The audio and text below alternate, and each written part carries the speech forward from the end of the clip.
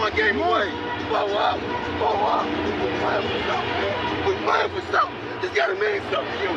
It gotta mean something. Everything you got. Everything you got. Let's finish this. Do it, fellas. Let's go. Let's do it, fellas. Finish 2 3. 1 2 3. You ready to make history? Come on now. Yeah. You know there's these two words. And when I say them, people get goosebumps cause they know what happens next. So without further ado, Free smoke. look. Scared cause I'm drowning in silence with bad thoughts. These days I don't have nothing to say, man, the bag talks. I put in headphones on my driver. Pull up to the spot and give a good dick and Godiva. I can't lie, I'm uninspired. No more pillow talking about nonsense. I only stick around to put some band-aids on my conscience. I don't know why I feel so bad, nigga. That's what we do, no foundation. We don't build no more, we just screw. Half a bottle of Henny, girl, I'm going with the wind. The same niggas say they happy for me, ain't want me to win. So I'm done on my friends. Don't need help popping Coronas and reminiscing. I just call up Big Bro J and say it's time for venting. If I live forever, I hold this hate for some centuries. You don't know how much I have you doing what it meant to me, but motherfuck all that. I don't even offer up the time to make the call back. Stupid Lodo, if they don't get the picture now, man, I crop them out of the photo. I can't relate to my peers. Been doing this shit for years. I'm motivated by fears. I took the wheel and I steer. My sound not dictated by fuck boys in Atlanta. Stay gifted like this album was ghost written by Santa. Boss forever like they decided to throw me under slammer. Every song's a hit like they picture me underhanders. I could drop 1,000,000 songs, but they never gon' understand us. Soapbox sermons for niggas never giving chances. Fight our whole lives to get these weak ass advances. Work twice as hard for the shit that they getting handed. And this ain't even nothing we chose, nigga, we branded. Still can't tell why all of these niggas mad at me. I'm trying to get 100 so I can put my team on salary. Give it all to the art, man, I turn my life to a gallery. Man, damn, what a fucked up masterpiece. 1,100 shots and I swear, man, I felt them all. If we ain't even good on our blocks, man, who can we call? Pre-decline state of mind, we broke crabs in the barrel. Got us fighting our folk, man, this shit just a life of peril. Welcome to the show. Took everything in my soul not to curse to start the show, bro. But look at me, that's called growth. Hope everybody is having a good day, good night, good afternoon, whichever point in time you listening to this. And once again, I said those 3 days backwards. But at the end of the day, who cares? I was going to say the F word right there. But once again, growth. That's not the word of the show, though. But I hope everybody's having a dope day out there. I'm burping a lot. We got to break down week 12 in the NFL. That kind of rhymed. But I also want to talk about Russell Wilson. Hey, bro, I'm going to tell you something.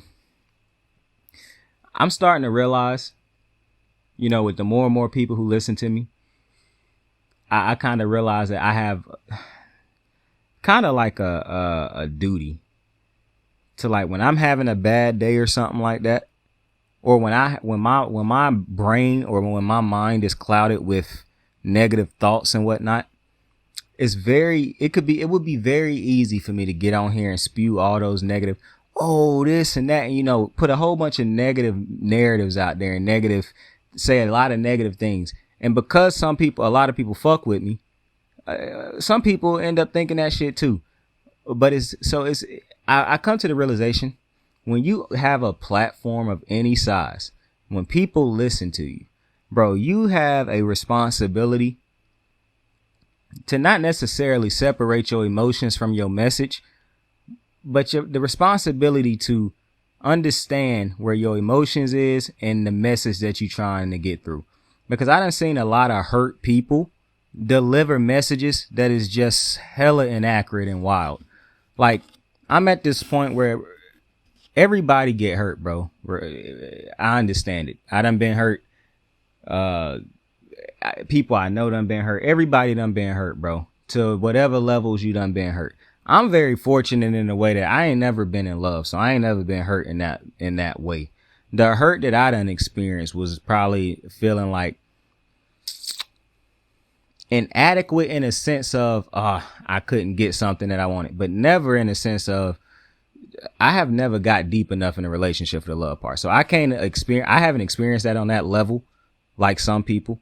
So I don't want to speak on that. even though I do feel like I'm the type of person who can empathize with shit that I haven't been through just because I have a lot of empathy and things like that. But yeah, I would never speak on that because I done seen people who done been like legitimately hurt when they was in love with somebody else. And that just, yeah, bro, I hope I never get to that point. I hope that if I'm lucky enough to fall in love with somebody one day, I pray that shit work out to my death, bro. Because I don't want to go through what I done seen some people go through when they is like legitimately in, like, I know for a fact I have never been in love. I know that with a woman. I'm not gay. I just wanted to throw that out there. But I done seen people who done been like in love. Like you knew that was, and I done seen that shit not work out. And oh my goodness. And I guess that's why I truly don't understand some certain things. Because somebody will tell me they been hurt and I'll be like, yeah, I done been hurt too. But I have never been hurt on that level, bro. So I guess I really don't be understanding. Because now you know what it is, bro. I got a temper. That's what it is. So when I be feeling like I should understand something and I feel like I do and I really don't, it be bothering me. That's the ego. You got to let that go sometimes. A lot of times, to be completely honest with you. The ego, man, it stops us from doing a lot of things. I think the ego can do two things, bro. It can enhance your greatness and it can stop your greatness. You got to understand how to use it. And that's back to what I was saying about the message for people who have a platform. I think it's very important that when you are in a certain type of mind frame, certain type of state, like you done been hurt or you in a bad mood or something like that, and you still decide to record or go on TV that day, I think it's very important for them to start understanding where they are emotionally and the message that they are trying to deliver. Because it's people listening to this. It's people who take in this message, who I hate to say this, but it's a lot of sheepish people out there who just hear it and latch on to it and immediately feel that way. And I think a lot of people have displaced emotions because they'll look at something, read it, and be like, oh yeah, that's exactly how I feel. And people don't really explore their emotions and whatnot. That's how I know I ain't never been hurt the way people who done been in actual love been hurt. Because I've never been in love like that. So I know I'm not like that. I've never been in love with a woman. So again, not gay. But because it just sounds like when I say with a woman, somebody gonna be like, so was it with a man? Nah, I'm not gay. But it's people who have been in love, who would do anything for this person. I've never been to that point. I want to be one day. Even though, you know, the falling in love is a tough thing because you're giving somebody the power to absolutely crush you. Because think about it. When you fall in love with somebody, I done seen it. So I understand what it is. That's why I say if I'm lucky enough, because what the fuck is on his feet? I'm looking at Aaron Rodgers walk into the Jets thing, man. I don't know what the fuck was on his feet. But I done seen it. So that's why I say if I'm lucky enough to experience it one day. But I see so many people get on TV and say, like, in radio stations and stuff and speak out of like bitterness and being hurt. And I don't think they done really settled into them. One of the things I think people who can't move on from being hurt, I think that's an ego problem. And I know that's going to sound crazy. I'm talking about people who never move on. They take that hurt and look at it in a certain way and think that, oh, because it happened to me. They think they more special and they don't even realize it. Like, you delivering this message, bro, but based off of your hurt. This is not a message that I would give to nobody else, but you done formed this message because you feel like you more special than everybody else. And you internalizing the way you got hurt and putting out this message. But that's not a good message for everybody. I see hurt men and hurt women do it all the time. Listen, bro, this is my message. Because this started off about it being important, how when the mindset that you in to, like, when you get on TV or get on a show or whatever your platform is and talk, that what you saying is not based in the mind frame that you in right now. You know what I'm saying? Like, you don't want to get on and just go crazy and say a bunch of shit that you don't truly mean, or that you might mean, but you only mean it in that moment because of how you might be feeling and shit like that. Because I said all that to say, I realized the importance of that, because I could get on here and just spew a whole bunch of toxic nonsense and shit. I'm not going to do that though. because I done learned to internalize my bad days and still get on here and have a good day. You know what I'm saying? But at the end of the day, back to this other message too, bro. Just this address, because I be seeing a lot of bitter, hurt people talking about shit online. And I know a lot of people just listen to celebrities left and right. Bro, run your race, bro. Please run your race. Tiana Taylor released that thing of all the stuff that was going on in their relationship with her and Iman Shumpert. And just a year or so ago, everybody was talking about like, oh, this is the picture perfect couple, like black excellence, black love. And I'm not telling you that wasn't. But based off of what she said in that report that came out, run your own race, bro. Y'all got to stop idolizing these celebrities. You really do. Run your own race. Dead ass. Jay-Z and Beyonce. I used to say, yo, what make you special? Even Beyonce got cheated on. Bro, Beyonce not staying with Hove if he wasn't at the status he at. And I don't know if Hove stay with Beyonce if she ain't the stat. They in a whole different world, bro. That is not most people's reality, bro. So why even use them as our goalposts? I think people have to stop idolizing these celebrities and putting them as it's all right to respect them. Ice-T and his wife done been together forever. Actually, is it Ice Cube? Or I think it's Cube. It's not T. It's Cube who I'm thinking about. Ice Cube and his wife done been together forever. I don't even know what his wife looked like. Run your own race, bro. I ain't never seen nobody put them up there as picture of black excellence. Run your own race, bro. If it happened, it happened. If it don't, I hate that for you. Run your own race, bro.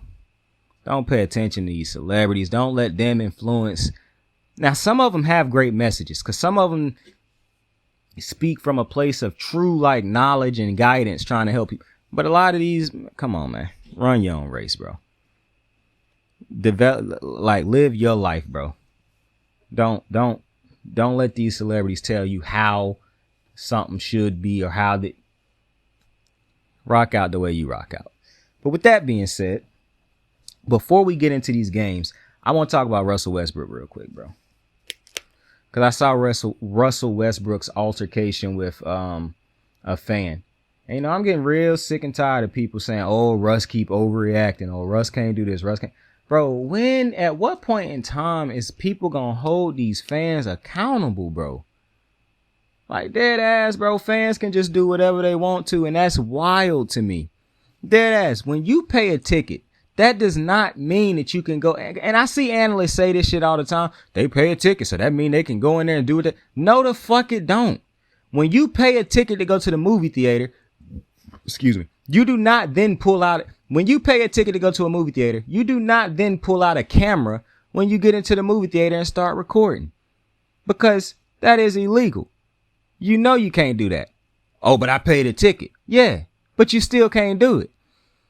When you go to a high school basketball game or any type of high school event, you do not then start cursing out teachers and cursing out staff and things like that because you paid a ticket to do so.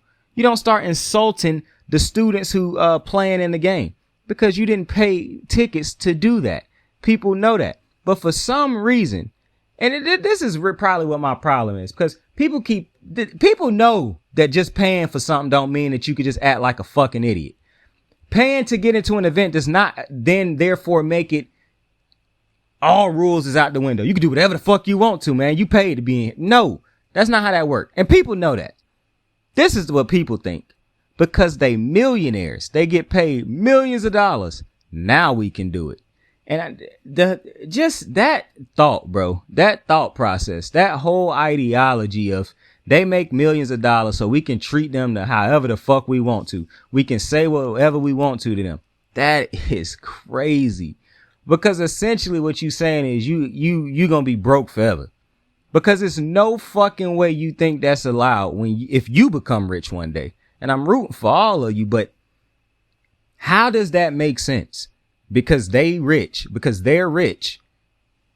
we can say and do whatever the fuck we want to them. They throwing cans and throwing stuff at basketball players. Some fans spit at Trae Young a couple years ago. What is going on? The nonsense that go on in the baseball games, in the NFL games. Bro, paying a ticket does not mean you can be disrespectful. What happened to just booing the you suck? Now we insulting people's family. Now we looking people up and hunting them. That's why I said, bro, people always talk about you couldn't have played back in the day. You couldn't have played. Yeah, all right, bro. All I know is a lot of these athletes, even some of the dudes who ride the pond, got thousands upon thousands of hate messages coming at them a day. Y'all don't get that unless y'all have a stupid ass tweet to go viral. These dudes can just not tweet and they will have thousands of. That's why most of them have to deactivate their accounts or just don't have them. Because they don't want to deal with, yeah, they could. And I used to be one of them people who said, bro, you just got to pay attention to the people who praise you. But when you got thousands upon thousands of people until one day it popped to millions of people just sending you hate constantly. I don't know how KD do it. But you pay the ticket. It's insane. Insulting people's kids, they mom, they dads, they families, they brothers, sisters. I really covered all that when I said family, but I kept going to the individual things. I don't know why I did that. But I just think it's insane that y'all think that fans can say and do whatever the fuck they want to, not because they paid a ticket, because y'all not that dumb. I done acknowledge that. Y'all not stupid enough to keep thinking that, because y'all wouldn't allow that in y'all workplace. If you work at a fast food restaurant, a person can't come back there and start cooking and shit just because they can't cook up the meal that they just paid for just because they paid for the meal. You don't let them sit on the counter and put their feet up and do whatever the fuck they want to just because they paid for a meal. We know that's not how stupid this thing is. But y'all truly do believe that just because an athlete makes millions of dollars, or a celebrity, whoever the fuck makes millions of dollars, because they make a certain amount of money, you can treat them a certain type of way. And that to me is insane. And this is why I always say KD was right, bro. Sports betting ruined the game. Fantasy ruined the game. Legacy talk ruined the game. Dead ass, because y'all just ain't got critical thinking skills enough to be talking about legacy talk. And once you start putting money on players like this as cattle, like these are horses in a race, that's when you lose all type of credibility, because now you don't care about the game no more. You only care about your fantasy hitting. You only care about, your parlays and whatnot hitting. I don't bet on games. I don't gamble on games. I don't do fantasy. I don't do none of that shit. Because I don't care what nobody say. That shit taint the way you talk about sports, bro. I don't care what nobody say. If you somebody who divulge in that type of thing, sports gambling and whatnot, and you talk sports, I don't care what you say. Your opinions will always be a little tainted based off of how you feel if a team helped you hit a bet or something like that. And that's why I don't do it. If they helped you win fantasy, that's why I'm never going to do it. I be seeing people have conversations like, oh man, we really need to talk about this dude because he having a great year in fantasy. Motherfucker, you don't even watch him. You just know he giving you good fantasy scores. Like, what? This is what I'm saying, bro. You got a lot of morons on TV talking about the game. But nonetheless, I just think it's insane. Listen, bro, in this community, in this Saints world, bro, I hope we build in this community of fans who respect the athletes, bro. I hope we build in a community of fans, of people who respect people, bro. What happened to that? Just people who respect people. Like, I don't care how much money somebody make. That does not give you the right to disrespect them. You wouldn't want that your way. And I really think it's a broke man's mentality. Because, bro, it's one thing to be broke physically. We all done been broke physically. We hope to one day not have to be broke physically, but that's one thing, not having money in your pocket and whatnot.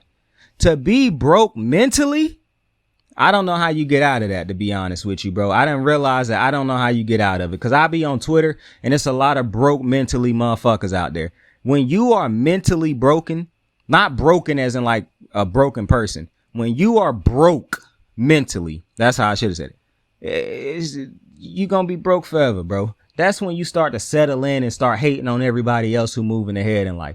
You done settled into your everyday job that's helping you get by check to check. And hell, some weeks you might even make a little bit more that can last you to the next week. So you done calm down in that, because broke mentally, you broke.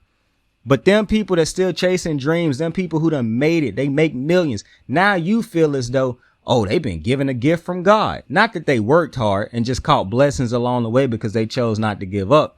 You feel like because you're broke mentally, you feel like now we got to judge them on a whole different playing field because they've been chosen. Not that they worked hard. They just was chosen.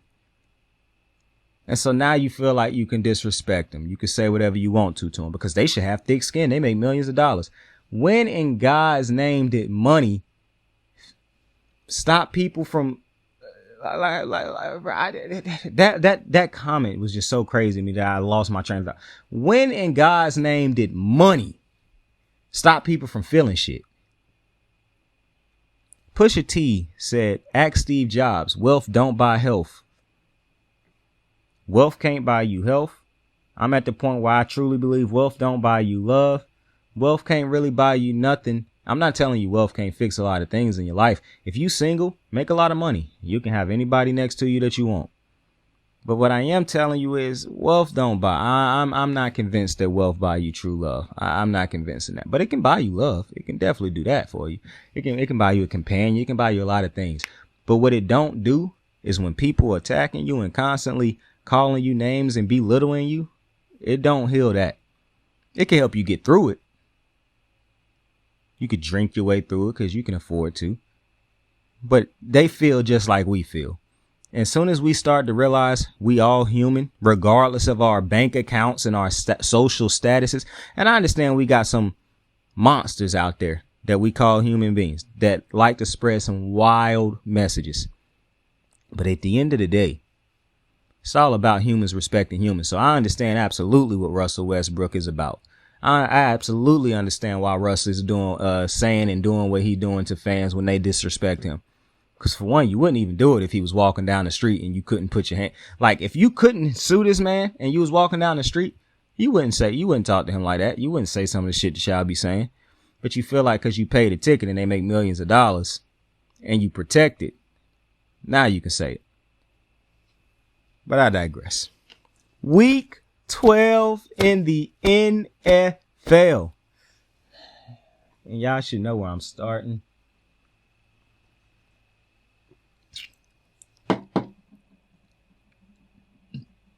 Hear me good and hear me clear, motherfucker. I am dizzubling down in the great words of Joe Budden. Fuck you, Baker Midfield. Bruh, you will never get your last name back, nigga. You made me say the N-word, bruh. Baker, on me, bruh. On me.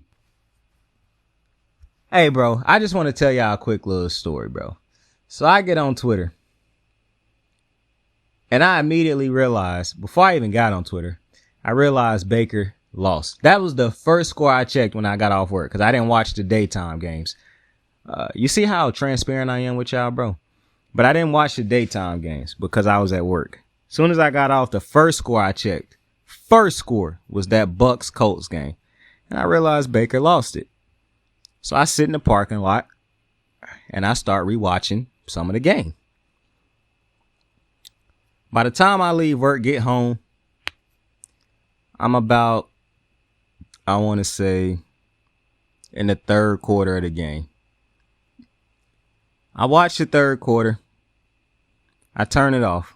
I go watch the highlights because now I'm about to start watching these other games. I watch the highlights of the rest of the Bucks game.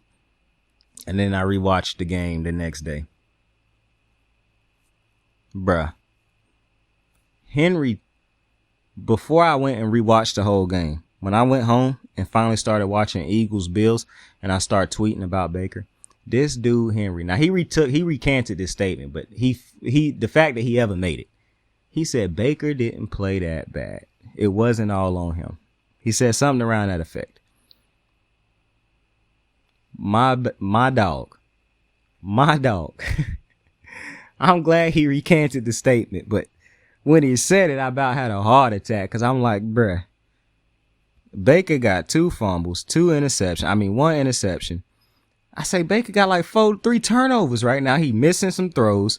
I understand, like, y'all got to understand at this point, for me to complain about a drop, it's got to happen like Lamar, Pat Mahomes been having in some of their games, where it's like 7 drops that game. That can affect the motherfucker. Dropping a pass here or there, bro, I could care less about that. Like I said, I don't know why receivers still do it, but you play long enough, you're going to. And teams know what they got at receiver at this point. But I was like, Baker, what is she talking about? And he said, yeah, I recant that statement. I forgot how bad he was in that first half. Because I watched this. This is exactly why I don't bet on Baker Midfield, bruh. This is exactly why.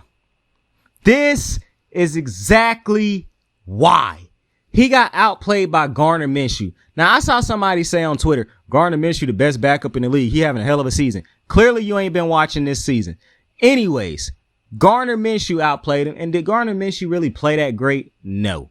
But if you want to say he did, have at it. Y'all be saying a lot of quarterbacks who don't have good games play great games. And I'm not talking to y'all. I'm talking about the media. Well, I am talking. Some of y'all might be going crazy out there too, Henry.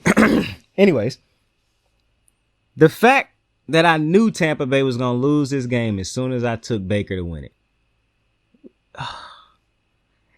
And this is my other problem.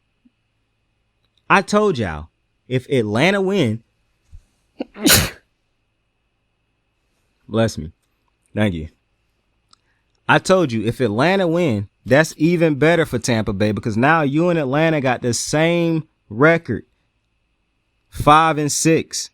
The New Orleans Saints, 5-6. It's a 3-way tie for first place in this trash ass division.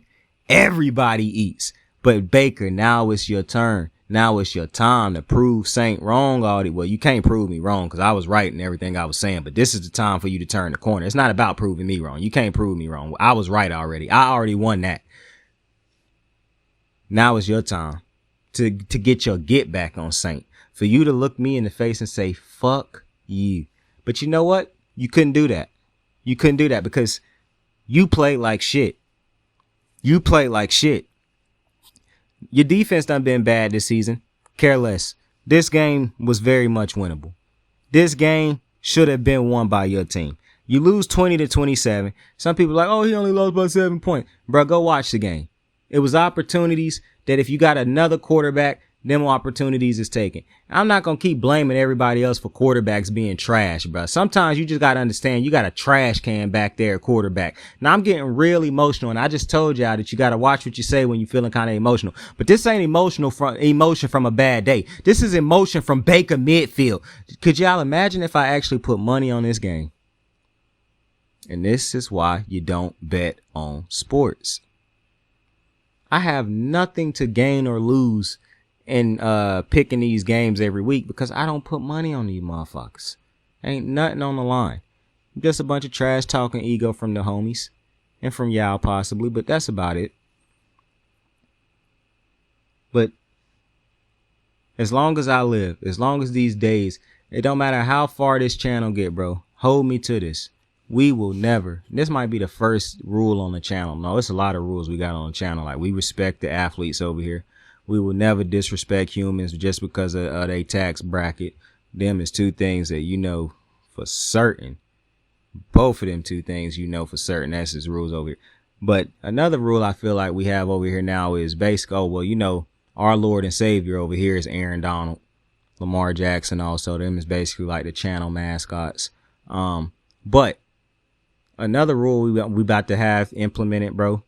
And if we ever when we get a studio, it's not if, when one day when we in a studio and whatnot, in a nice little setup, we going to have this plastered on a sign and put on the wall. Never bet on Baker Midfield. And we going to remember this day, bro. What's today's day? I know what it is. November the 11th. I mean, November the 28th.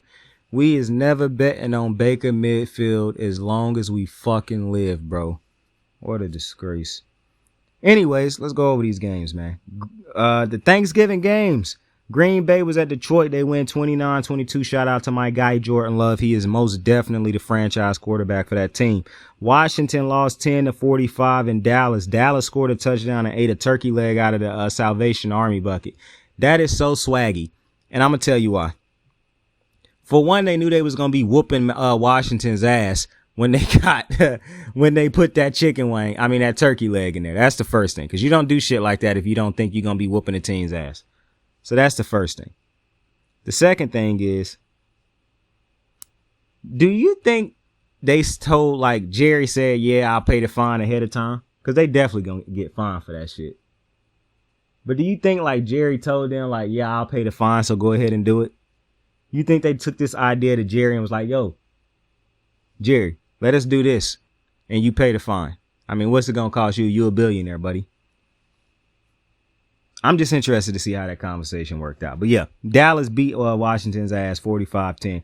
The Niners were in Seattle. Did not matter. They smacked them 31-13 in the Black Friday game, which I saw somebody say they should have this again next year. No, the fuck they shouldn't if they're going to start it at 3 in the fucking afternoon.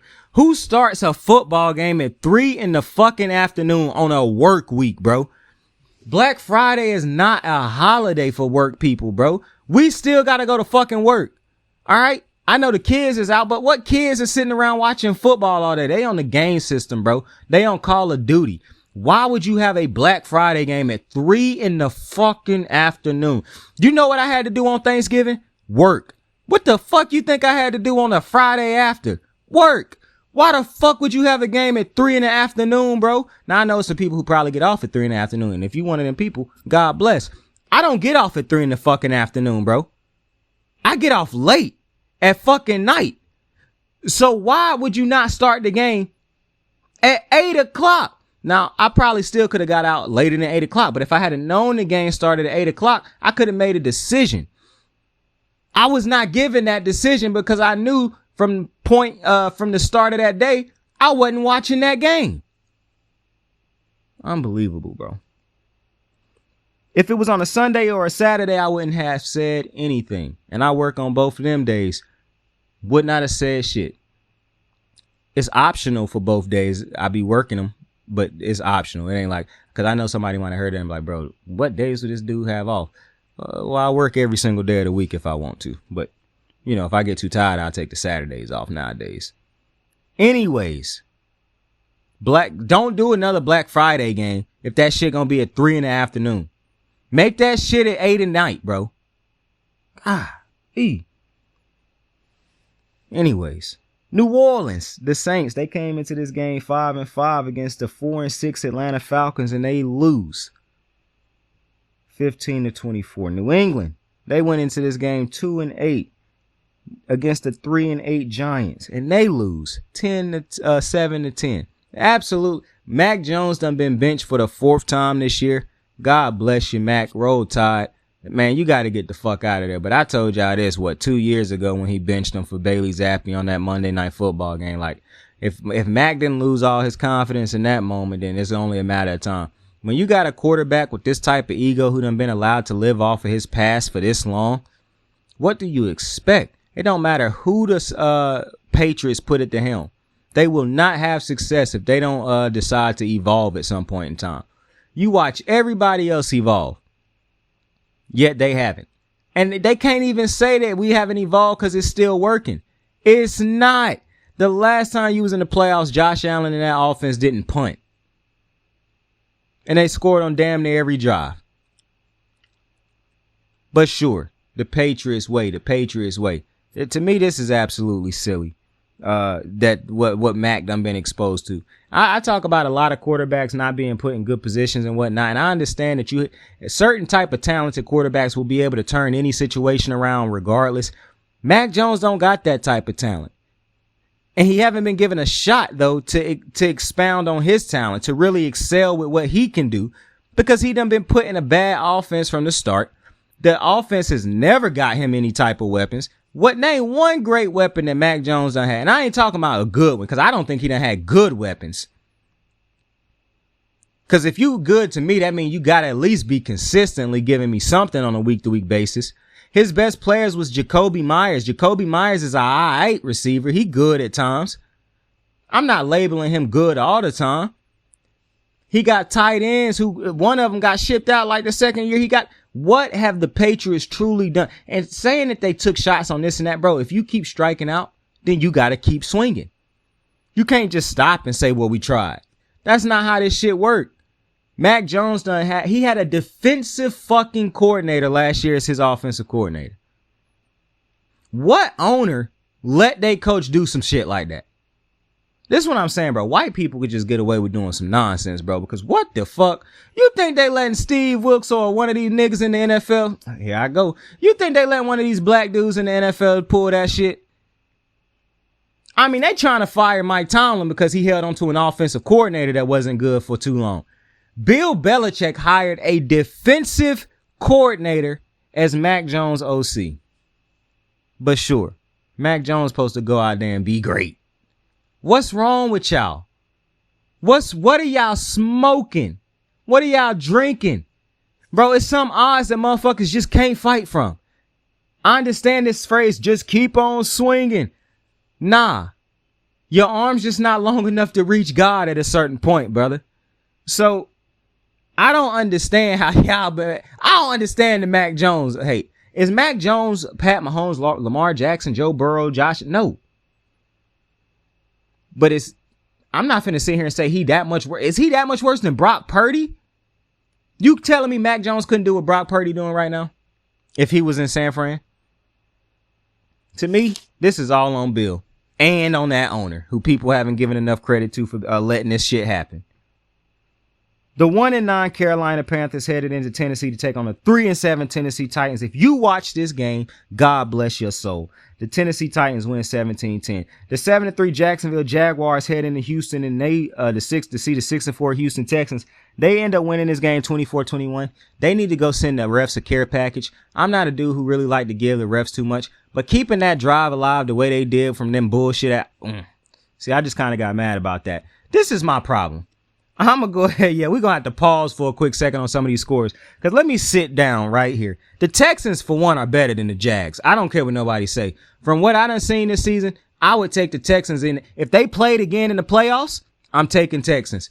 Listen, I don't even regret taking the Texans in this game because I feel like the Texans should have won this game.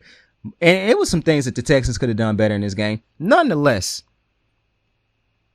this notion that the Jaguars, who are now 8-3, to think that the Jaguars are, I just want to put in perspective for everybody. If the Jaguars had lost this game, they would have had the exact same record as the Texans, 7-4. I don't see nobody saying that the Texans is a top 5 team in the NFL or in the NFC or in the AFC. Yet everybody has the Jags as a top team. And who have they beat? See, that's my problem, bruh. The Eagles keep getting pissed on because they win in a certain type of fashion. But look at the teams who they done beat. You get mad at Lamar Jackson for winning in a type of fashion. Look at the teams they done beat. Look at the teams Pat Mahomes and them done beat. And some of these dudes got Lamar and Jalen Hurts got some nice records. Look at the teams who some of these other teams that are actually top contenders have to be. Hell, the Jaguars have not even beaten the Chiefs. You know who just beat the Chiefs? The Broncos. Somehow, like the Lions, they keep getting overrated. When the Jags played against a good team recently, a contending team, it's a difference. They played the 49ers that was healthy. The 49ers smashed them. When the Lions, a good team, played a contending team, it's a difference. In the Ravens, they slapped them. The Ravens got them on up out of there. When the Ravens, a contender, played against Seattle, a good team, the Ravens slapped them. Got them on up out of there. Because it's a difference. I don't understand why these analysts who get paid to break down these games get on TV and continue to tell you that the Jags is a top 5 team. I don't give a fuck how many times they tell you Trevor Lawrence. The Jaguars is not better than the Kansas City. They're not better than the Ravens. They're not better than the Dallas Cowboys. They're not better than none of them top 3 teams in the NFC. Let me just go ahead and throw that out there. I don't know if they could beat the Buffalo Bills. I really don't. They get to play the Ravens in a couple weeks, and they better win that motherfucking game, because Lord have mercy, if they lose that game, they better pray Lamar Jackson and that defense just struggle. They better hope the defense struggle, Lamar Jackson and the receivers can't get it going, because if they lose that game, and I don't care how many points they lose, nah, they better not lose it, but they better not get their asses whooped like the Lions did. They better not let that happen. Because I'm already going ahead and giving you another pick in advance. I'm taking the Ravens the next time when we play the Jags. See, I can't pick in advance against, well, obviously, every team we play, I'm picking us against. But to have real conversation about, like, the Ravens when we go play the 49ers, that's an interesting game to me. That is a very interesting game. I need to see what our offense look like against that defense. I need to see what our defense look like against that offense. Even though I'm kind of scared for that game. And I'll get to it when I get to it. Not for the Ravens. It's something that is just racking my brain when I think about that game. And I'm going to just save it till we get to that game on that week. But nonetheless, the Jags is not the team that I think people think they are. Or they just being overrated for no fucking reason. When they play the great teams, the contenders, they don't win. But they beating the... Just go look at the teams they don't. And I understand you got to beat who you beat. But I see people go at Dallas all the time. Because, oh, look at the teams they done beat. So, now, if you want to say, Saint, why do you think Dallas is a great team? Then if they have lost against the two contenders they play compared to the thing... Well, Dallas didn't lose. Well, they did lose to the Eagles and they lost to the 49ers. They got slapped by the 49ers. They got barely lost to the Eagles. Here's the thing. I don't think the Dallas Cowboys is better than the Eagles or the 49ers. Dallas is the third best team in the AFC. I mean, in the NFC. Because no other team in the NFC is good to me. No, they all good. They just ain't contenders. But if I rank Dallas against them other two, I would never take Dallas over the 49ers or the Eagles. Would I take Dallas over the Ravens? No. Would I take them over the Chiefs? No. I don't even know if I'd take them over the Bills. I don't know if I'd take them over the Dolphins. I'd take them over the Jags. But probably barely. Because Dallas and the I'm not taking them. I'm not taking the Jags over Dallas. That's not happening. The Jags will get slapped by Dallas. Yeah, I don't know what y'all see in this Jags. I do think the Jags is a good team. They just not the contender that everybody making them out to be. Not in my opinion. I think one of the reasons they record look as good as it does because you get to play Tennessee. You get to play the Colts. Anyways, the 6-4 Pittsburgh Steelers headed into Cincinnati to play the 5-5 Bengals without Joe Burrow. And they end up winning this game 16-10. Pittsburgh had 400 yards of offense after firing Matt Canada. So, you know, if that's a big story to you, whoop-de-fucking-d. The 4-6 Tampa Bay, we already talked about that. The 4-6 Rams went into Arizona to take on the 2-9 Cardinals. And like I told you, the Rams was going to win this game. They won 37-14. I watched this game and said to myself, I didn't watch this game. I take that. I recant that statement. Well, I kind of did watch this game because I started watching it, but after like the first two quarters, I was like, nah, I'm not watching this game. I instead of watching the full game, I started watching the highlights, and then I went back and tried to see if Aaron Donald didn't even play the game. But anyways, bro, I don't know what it is about Arizona and Seattle. They just fucking suck against the Rams. This is how you know I'm a Rams fan, bro.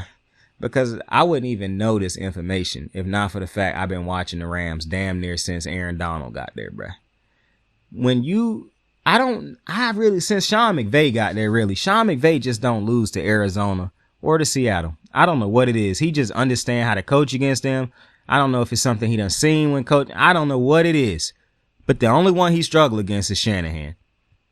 It's very weird. Even when he got bad teams, somehow he can beat those two teams. It's absolutely insane. A case study might need to be done on that. Anyways, the 7-3 Cleveland Browns headed into Denver to take on the 5-5 Denver Broncos, and the Denver Broncos win this game 29-12. DTR was knocked out of this game, and I cannot remember how you the backup to the backup's name at the moment, but he ended up playing. They ended up losing.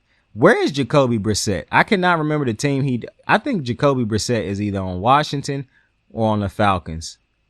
I can't remember which team he on right now, but Jacoby Brissett should be playing somewhere right now.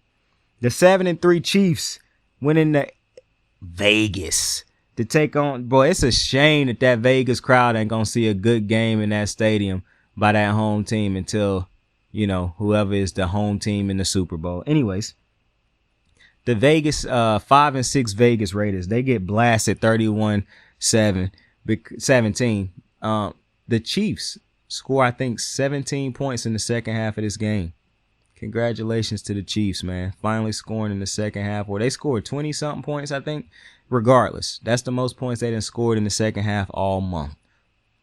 Things are only headed up.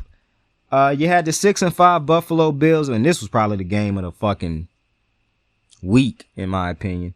The 6-5 Bills took on the 9-1 Philadelphia Eagles. And both teams did exactly what I thought was going to happen, man. I told you, I don't really know how to explain it other than I just watch both of these teams on a weekly basis. So I just knew what I was going to see when I watched this game. If both teams basically did what I thought they would be able to do. I don't really know what it's hard to explain it because I just watch both of these teams a lot. I knew that the Eagles was going to come back and win this game. The Eagles was struggling at a point in this game, but the Bills wasn't scoring touchdowns. And if you watch the Bills this year, you know that as explosive as this offense has been in the past, it's just not the same this year. And if you watch the Eagles, you know they can lollygag throughout a game and still go run the score up. It's crazy. And you want to know something? Sometimes I get caught when I'm talking about the Eagles. I'll be like, a lot of talent, and then I'll think about the talent. And you really got to remember that the talent ain't just on the offensive side of the ball. And it ain't just the two receivers. Like, it's that offensive line. It's the quarterback. It's the running game, probably not as star-studded as every other part of the team. But, man, it's just so many vets on that Philadelphia team that know how to win.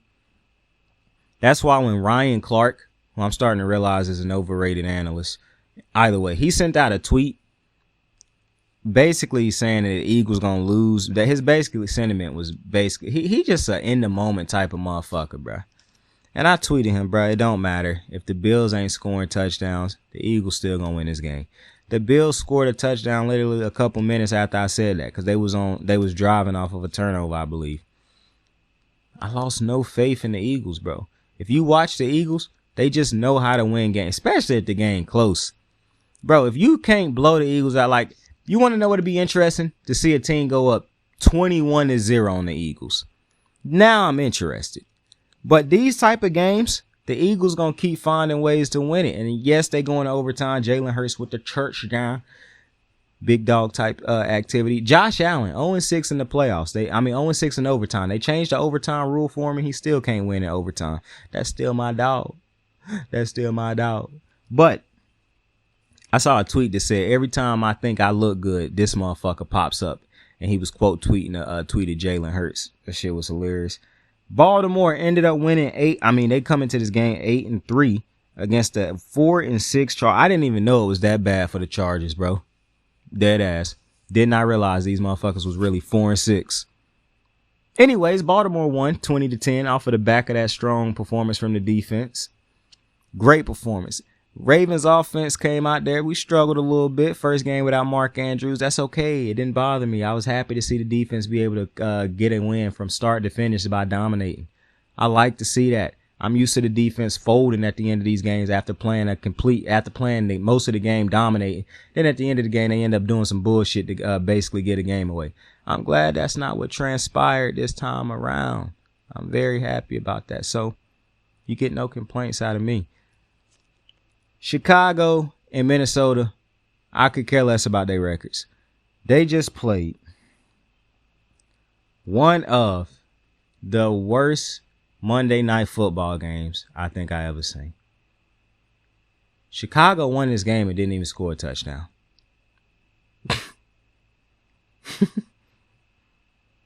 Minnesota scored one touchdown. And it took them the whole motherfucking game to do it. The TV networks gotta do something, man. The NFL gotta be stopped. This shit can't keep happening, man. Don't nobody want to see this shit on Monday. I come home from a long night of work. I don't want to see this shit. Like, the networks gotta do something. Don't nobody come home and want to see this shit. Real talk, bro. I had to sit through this game, fading in and out of consciousness. I'm like, yo, what the fuck is this? I'm not gonna lie, I made some steak and rice midway through the game. I was like, yo, this shit getting out of hand. This is boring. So, yeah, man. They gonna have to figure something out with these primetime games. This is unacceptable to me. When the whole world watching, bruh, that's what you just put on the field. That's how you know the NFL making this. Now they making too much money to where now they being like, we could care less about what y'all want. They showing you that through Madden, and now they showing you that through these primetime games. Because in the beginning of the season, I heard somebody say, you have to imagine they thought Kirk Cousins was playing this game. Bro, why in God's name would Kirk Cousins and Justin Fields get a primetime fucking game? Who asked for that? Even begin to start the season, my boy. Who asked for Justin Fields, I was going to say Justin Herbert. Justin Fields, Kirk Cousins, primetime. Sign me up for that shit. Who asked for that? Sick of it. Real sick of it. With that being said, though, I appreciate y'all for joining me on another episode of Kicking It with Saint. Tell somebody you fuck with him. Tell somebody you love him. You can be anything in the world. Choose to be kind to somebody today. And go out there and love somebody, man. Fuck with those who fuck with you. Love those who love you. We get into this habit of chasing people who don't want us, and I think that's unhealthy. Know your worth. Know your worth. Listen, when somebody love you, when somebody wants you, you gonna know it. You ain't gonna have to do a whole bunch of extra shit. You're not gonna have to chase them down. You're not gonna have to beg them for their attention. You're not gonna have to beg for their time. When somebody wanna fuck with you, you will know it, bro. They're not gonna make it hard for you to access to them. They gonna wanna talk to you. They gonna make sure you know that they want you to fuck with them. All right. So if you somebody that's out there chasing something that you feel like is unobtainable, it is. Stop chasing. Quit. Give up. Stop it. You're better than that. Know your worth. Learn your worth. And head to the next thing, my guy. Or my girl. You got this. I fuck with you. I love you. Like, subscribe, share. Saint out. I got the moves like hot sauce. Lil' mama taking the top off. I'm laying down getting topped off. After this, she know she getting knocked off. I know she loving the money, so I keep on thumbing and thumbing. She say she horny when she taking shots, so I keep them coming and coming. Now I'm putting dick in her tummy, scoop her up like I'm raking her something. You would think shawty red track, the way that she running and running. You getting dumber and dumber, you out here chasing the bone. After she finished from giving me dome, the Uber is taking her home. Tight.